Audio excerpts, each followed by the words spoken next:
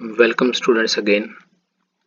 अब हम लोग चालू कर रहे हैं fragmentation pattern in mass spectrometry के मास स्पेक्ट्रोमेट्री में फ्रेगमेंटेशन किस तरह होती है।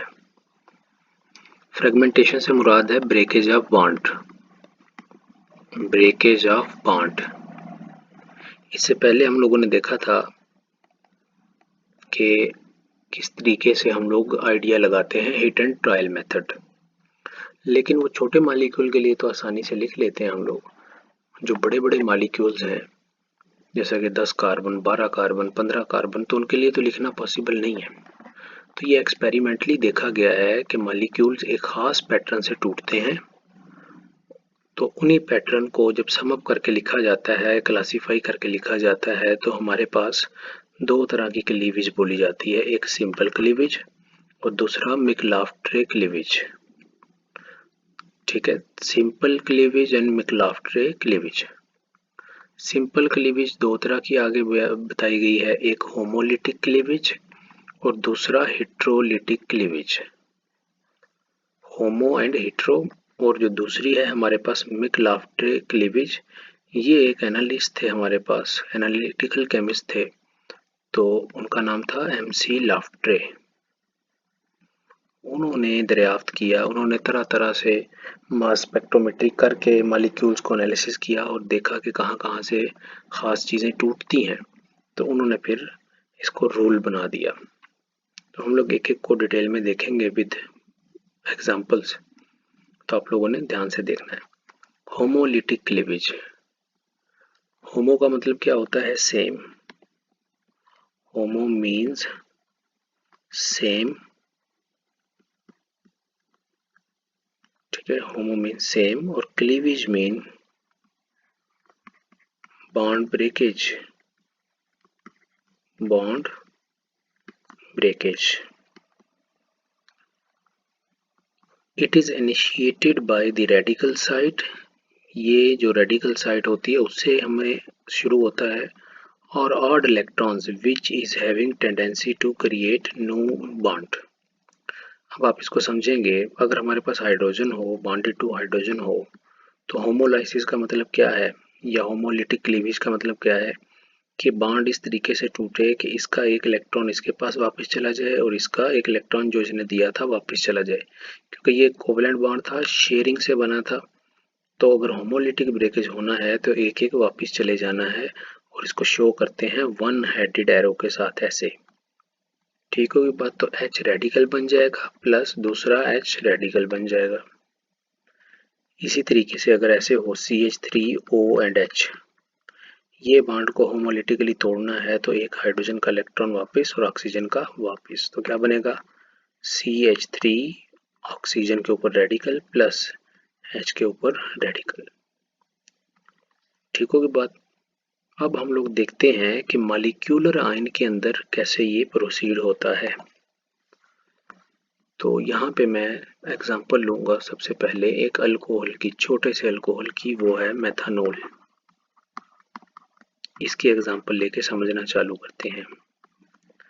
CH3OH ऐसे मेथनॉल ले लिया, इस पे हम लोगों ने एक इलेक्ट्रॉन मारा और दो इलेक्ट्रॉन निकल गए, तो क्या हमारे पास बनेगा? CH3 ऑक्सीजन और हाइड्रोजन, यहाँ से एक प्लस और यहाँ से दो इलेक्ट्रॉन, इसके ऑलरेडी इसके पास थे, लोन पेयर दो होते हैं ना ये। तो ये आप जनरली जहन के अंदर बिठा लें कि जो हेटेरो एटम होता है या ऑक्सीजन वगैरह या सल्फर वगैरह, उससे पहला इलेक्ट्रॉन निकलता है। उसकी क्या वजह है कि इसकी इलेक्ट्रॉन अफिनिटी की क्या होती है? सबसे ज़्यादा होती है, या ऐसा एटम जिसकी इलेक्ट्रॉन अफिनिटी सबसे ज़्यादा हो तो जनरली ये उसका निकलता है, क्योंकि उसकी कोशिश होती है इलेक्ट्रॉन मेरी तरफ आए, तो इलेक्ट्रॉन बड़ी काइनेटिक एनर्जी से उसकी तरफ जाता है और उसका इलेक्ट्रॉन निकाल देता है। अब ये क्या बन गया है? Molecular ion. ठीक होगी बात? इसमें क्लीवेज होता है, ऐसे क्लीवेज, तो याद रखेंगे क्लीवेज जिस भी तरह का है वो किस में होगा? मॉलिक्यूलर आयन में। अब हम लोग देखते हैं कि जो हमारा क्लीवेज है होमोलैटिक वो कैसे होता है। मैं इसको थोड़ा सा ओपन करके बना रहा हूँ, H C H H oxygen H। ठीक होगी बात। आपने क्या करना है कि ये जो कार्बन है इसके साथ वाला, इसको अल्फा कार्बन बोलेंगे और अल्फा के बाद बीटा पोजीशन पे चले जाएंगे आप। ठीक है, ये पोजीशन को आईयूपैक्ट पोजीशन नहीं है, वैसे मैंने बोला है। अब आप क्या करेंगे, अल्फा और बीटा का कोई एक बॉन्ड तोड़ लेंगे खुद से, होमोलिटिक ब्रेकेज को एक्सप्लेन करने के लिए। अब एक इलेक्ट्रॉन अगर इसके पास चला जाए इसका वापस, और एक इलेक्ट्रॉन ये कहाँ पे आ जाएगा, यहाँ पे आ जाएगा। ठीक है, अब ये जो एक इलेक्ट्रॉन बचा हुआ है इसके पास, ये वाला कोवलेंट बॉन्ड वाला जो इसका निकल गया है, ये फिर क्या करेगा, अपने आप को पेयर अप करवाने के लिए यहाँ पे जाएगा, ये ऐसे। ठीक है, समझ आ गई बात। तो क्या बना हमारे पास रिजल्टेंट, H जो है ये तो निकल चुका है रेडिकल की शक्ल में, प्लस कार्बन रह गया, हाइड्रोजन ऐसे ही ड्रा कर देंगे, उसके बाद डबल बॉन्ड ऑक्सीजन बन गया ये। ठीक है, ये एक नया बॉन्ड कहाँ से बना है, जो ये फ्री रेडिकल का कॉम्बिनेशन हुआ है। प्लस चार्ज तो इसके पास रहेगा ही रहेगा, और साथ में जुड़ा हुआ क्या है, हाइड्रोजन जुड़ा हुआ है। समझ आ गई बात। तो हमारे पास इसको क्या बोलेंगे हम लोग, homolytic cleavage, homolytic cleavage product, CLEAVAG cleavage products. ठीक होगी बात। और एक इम्पॉर्टेंट चीज क्या नोट करने की है, homolysis occur between alpha and beta position, ये जरूरी चीज है। ठीक होगी बात। तो आप देखेंगे प्लस चार्ज किसके ऊपर आया है, प्लस चार्ज आने के बाद अल्फा और बीटा कौन सी पोजीशन बन रही है, उसके साथ नेबर में जाके आप ये काम करेंगे। एक और एग्जांपल लेते हैं, इससे बड़ा अल्कोहल ले लेते हैं, CH3 CH2 और ऑक्सीजन OH। ये आपका फेवरेट अल्कोहल, एथानॉल इसको बोला जाता है। तो इसमें जब हमने एक्सप्लेन करना है होमोलिटिक क्लीवेज, तो कैसे करेंगे, CH3 CH2 OH, इलेक्ट्रॉन मारेंगे इसके ऊपर, तो एक इलेक्ट्रॉन आपने मारा और दो इलेक्ट्रॉन निकल गए, तो क्या बनेगा, CH3 CH2, उसके बाद O एंड H यहाँ से, और ये हमारे पास क्या बन जाएगा, ऐसे ये रेडिकल और प्लस, और ये ऐसे बन जाएगा। ठीक है, थोड़ा सा ओपन करके लिख दिया, इसको मजीद ओपन करके लिखता हूँ मैं।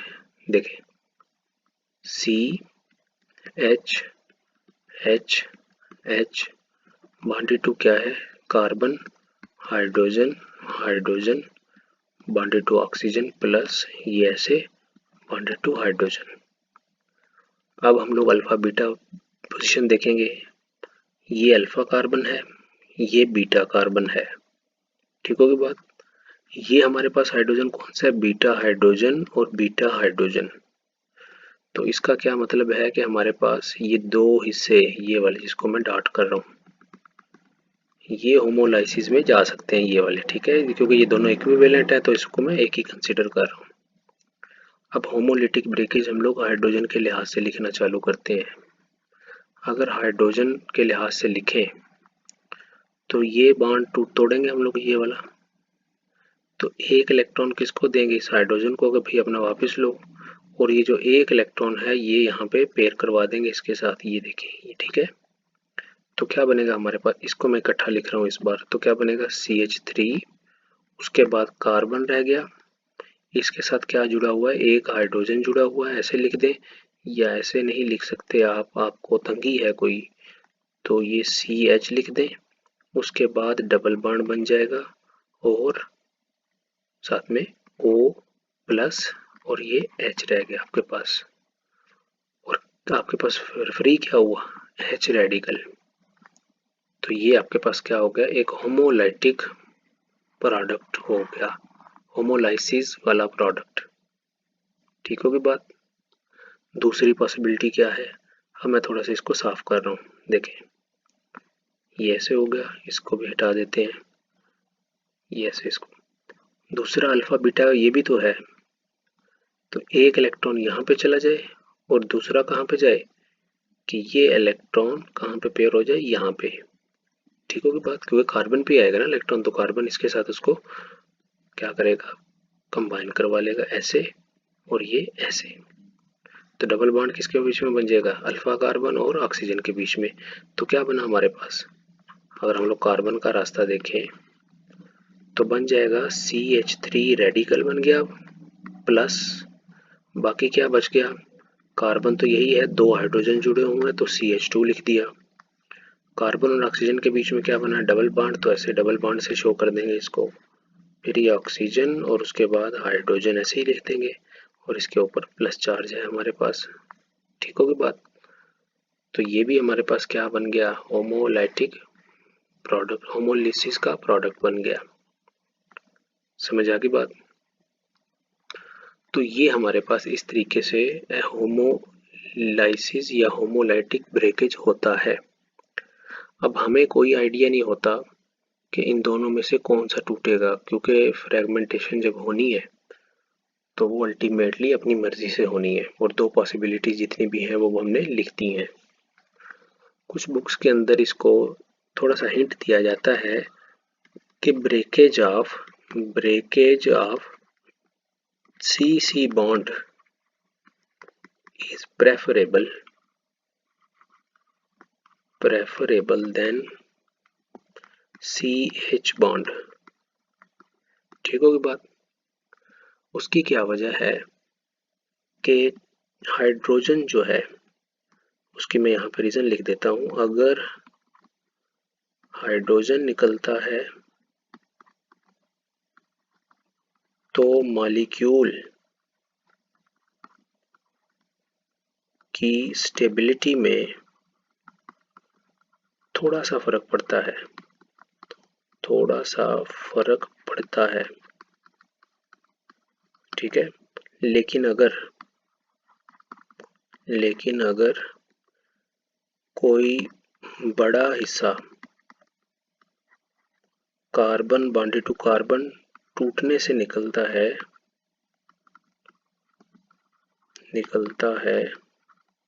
तो 2 हिस्से जो बनेंगे छोटे, तो बनने वाले 2 छोटे हिस्से स्टेबल होंगे, ये वजह है इसकी। ठीक है, बात सीधी सी है कि एक छोटा सा हाइड्रोजन पार्टिकल निकलने से मॉलिक्यूल जैसा था तंग था, वो बेचारे को तंगी हो रही थी, तो अगर उससे छोटा सा हाइड्रोजन निकल भी गया तो उसकी तंगी में इतना ज़्यादा रिलीफ नहीं हुआ। लेकिन अगर ये यहाँ से टूट जाए तो ये भी हंसी खुशी से रहना चालू कर देगा, और बाकी ये भी हंसी खुशी से रहना चालू कर देगा, ये वाला पोर्शन भी। ठीक है, ये वाला, एक ये और एक ये वाला। तो फ्रैगमेंट्स बनने के पीछे ड्राइविंग फोर्स यही है कि मॉलिक्यूल स्टेबिलिटी अचीव करना चाहते हैं, छोटे छोटे पार्टिकल में टुकड़ों में टूटना चाहते हैं, एंट्रोपी बढ़ना चाहती है उनकी। ठीक है, तो ये हमने एथेनॉल से इसको एक्सप्लेन कर दिया। इस तरीके से हम लोग ईथर की एग्जांपल लेते हैं। मुझे एक स्लाइड फ्री करने, हम लोग इसको थोड़ा सा डिस्कार्ड कर देते हैं। ठीक है, हम यहाँ पे ईथर की एग्जांपल लेते हैं। तो ईथर मैं यहाँ पे पहले सिमेट्रिकल लूंगा ईथर, CH3, या इसको हम लोग CH3 CH2 और उसके बाद ऑक्सीजन CH2 और CH3 ऐसे इसका मॉलिक्यूलर आयन बनवाएंगे। तो क्या बनेगा, CH3 CH2 oxygen plus radical और CH2 और CH3। अब आप देखें इनके अल्फा पोजीशन और बीटा पोजीशन सबसे पहले निकालेंगे। अल्फा पोजीशंस को मैं ऐसे लिख रहा हूँ, ये हाइड्रोजन ऐसे ही होगा, और ये बीटा को भी मैं ऐसे लिख रहा हूँ, carbon hydrogen hydrogen and hydrogen. ये अल्फा कार्बन, ये बीटा कार्बन, और ये भी बीटा और ये भी बीटा।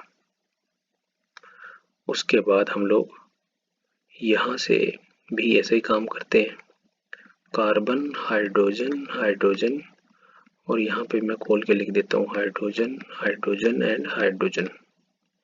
ये अल्फा, ये बीटा हो जाएगा। और बीटा कौन कौन से, ये भी बीटा, ये भी बीटा पोजीशन। अब हम लोग कोशिश करते हैं कि होमोलिटिक ब्रेकेज हो, तो वो तो अल्फा और बीटा के बीच में होता है ना। तो मान लिया यहाँ से हाइड्रोजन क्लीव होता है, ये पहले वाला, तो एक इलेक्ट्रॉन यहाँ पे, ये वाला यहाँ पे, और ये हाइड्रोजन के पास। तो क्या बचेगा हमारे पास, इधर लिख रहा हूँ मैं इस तरफ, इस हिस्से से। तो CH3 तो ऐसे लिख दिया हमने, ये वाला, ठीक है। या इसको हम लोग पहले थोड़ा सा ऐसे करते हैं, ऐसे, इस हाइड्रोजन के बीच में ब्रेकेज हो, तो क्या बनने वाला है हमारे पास इधर से CH3, और उसके बाद C, यहाँ पे H ऐसे ही रहेगा, H रेडिकल निकल गया यहाँ से, और बॉन्ड किसके बीच में रहेगा, कार्बन एंड ऑक्सीजन, और ये साथ में बाकी सारा CH2 CH3। इधर वाले पोर्शन को कुछ नहीं होगा, इस पोर्शन को कुछ नहीं होगा, क्योंकि एक ही दफा में एक ही चीज शो करनी है। यहाँ पे क्या आएगा, प्लस चार्ज। ठीक होगी बात। दूसरी पॉसिबिलिटी लेफ्ट से देखें। अब ये काम मान लें हम लोग कहते हैं नहीं होता, तो ये अल्फा बीटा भी तो टूट सकता है। तो एक इलेक्ट्रॉन इसका यहाँ पे और एक यहाँ पे, और ये वाला इस कार्बन पे, तो क्या पोर्शन बनेगा हमारे पास, CH3 रेडिकल जाएगा, बाकी क्या रहेगा आपके पास, CH H double bond oxygen plus charge, और यहाँ पे CH2 और CH3। ठीक होगी बात। अब ये तो हमने लेफ्ट साइड पे दोनों लिख लिया, ये वाला इस पोर्शन के लिए ये दोनों लिख लिए। अब हम लोग राइट वाले के से लिखेंगे तो इसी तरह के दो मिलेंगे, वो खुद कर लेंगे। ठीक होगी बात। कहने से मुराद है कि जहां जहां से अल्फा बीटा पोजीशन आपको मिले वहां से तोड़ते जाएं, और फ्री रेडिकल और एक प्लस चार्ज पीसी बनाते चले जाएं। तो यहाँ पे सिर्फ मैं एरो लगा रहा हूँ, CYS complete your self, CYS complete your self. मैं इससे एक अच्छी एग्जांपल लेता हूँ अनसिमेट्रिकल ईथर की। अनसिमेट्रिकल ईथर कहने से मुराद जनरल फार्मूला R-OR होगा, आपके पास दोनों R डिफरेंट होंगे। तो हम लोग फेमस एग्जांपल लेते हैं, CH3 ऑक्सीजन, CH2 और CH3। इसको बोलते हैं इथाइल मिथाइल ईथर। क्या है इसका नाम, इथाइल मिथाइल ईथर। अब इसका मॉलिक्यूलर आयन बनवाएंगे सबसे पहले, और साथ ही में इसको खोल के लिख लेंगे थोड़ा सा, कार्बन हाइड्रोजन हाइड्रोजन हाइड्रोजन। मैं इसको सिंपल वाले ऐसे लिखूंगा, ऑक्सीजन कार्बन हाइड्रोजन हाइड्रोजन, और carbon hydrogen hydrogen and hydrogen, plus charge radical, दो इलेक्ट्रॉन तो ऐसे ही। अल्फा बीटा मेंशन करेंगे, ये अल्फा ये बीटा, ये बीटा ये भी बीटा, ये अल्फा ये बीटा और ये बीटा, और ये भी बीटा। ठीक होगी बात। अब हमारे पास दो डिफरेंट टाइप्स के एनवायरनमेंट आ चुके हैं अराउंड दिस पॉजिटिव चार्ज। तो इस पोर्शन को सबसे पहले हल करते हैं हम लोग, इस वाले लेफ्ट वाले को। तो इसको अगर हम लोग देखें, लेफ्ट, यहाँ पे लेफ्ट लिख रहा हूँ, तो कोई एक बॉन्ड तोड़ लेंगे होमोलिटी के लिए, यहाँ से ऐसे जाए और ये यहाँ पे आए और ये यहाँ पे आए, तो क्या बनेगा, H रेडिकल प्लस, बाकी सबको मैं जोड़ के लिख रहा हूँ ऐसे, दो हाइड्रोजन रह गए तो CH2 ऐसे रहेगा, double bonded oxygen plus charge ऐसे रहेगा इसके ऊपर, बाकी सारा CH2 और CH3 लिख देंगे ये हम लोग। तो एक आपके पास ये चीज आ गई, दो फ्रेगमेंट्स आ गए जिनमें से ये फ्रेगमेंट आयन है और ये फ्रेगमेंट फ्री रेडिकल है। अब इस तरफ आ जाए, अब ये वाले हाइड्रोजन दो बीटा वाले हैं, पहले इनको तोड़ लें। तो ऐसे लिखेंगे हम लोग, अगर हाइड्रोजन टूटे कहाँ से, राइट वाले से, तो अब क्या होगा हमारे पास, ये एरो मैं रिमूव कर रहा हूँ, ये एक इलेक्ट्रॉन हाइड्रोजन के पास जाए और एक यहाँ पे आ जाए, ये यहाँ पे पेयर हो जाए, तो लेफ्ट से क्या मिलेगा, CH3 ही रहा bonded to oxygen, double bond बन गया इसके बीच में, CH रह गया और साथ में क्या रह गया, CH3, और क्या फ्री हो गया बेचारा, H रेडिकल और इस पे प्लस चार्ज। तो एक आपके पास ये आ गया, ठीक है। और देखते हैं यहाँ ये भी तो बीटा है, तो अब इसको कैसे हम लोग करेंगे। ये वाले 2 इलेक्ट्रॉन है, एक इलेक्ट्रॉन यहाँ पे, इसको मैं यहाँ तक लेके जाता हूँ और ये यहाँ पे, और ये वाला जो एक इलेक्ट्रॉन है ये कार्बन पे चला जाए, तो इधर से क्या फ्री होगा, CH3। तो ऐसे लिखेंगे CH3 रेडिकल प्लस बाकी सारा CH2 है हमारे पास, डबल बॉन्डेड ऑक्सीजन प्लस रह जाएगा और यहाँ पे क्या है, CH3। तो ये हमारे पास क्या आ गया, एक और फ्रेगमेंट का पेयर आ गया। तो अल्टीमेटली यहाँ से 3 तरीकों से हमने तोड़े हैं। कैसे, एक बार इसके साथ, एक बार ये 2 हाइड्रोजन्स को, और एक बार हमारे पास ये पूरा CH3। तो इस तरीके से हम बोलते हैं कि ये सब के सब क्या है, होमोलैक्टिक क्लीवेज है। ठीक होगी बात। तो होपफुली आपको होमोलैटिक क्लीवेज की समझ आ चुकी होगी। अगर आपको कोई डाउट है तो आप कमेंट सेक्शन में या व्हाट्सएप पे पूछ सकते हैं। Thank you very much.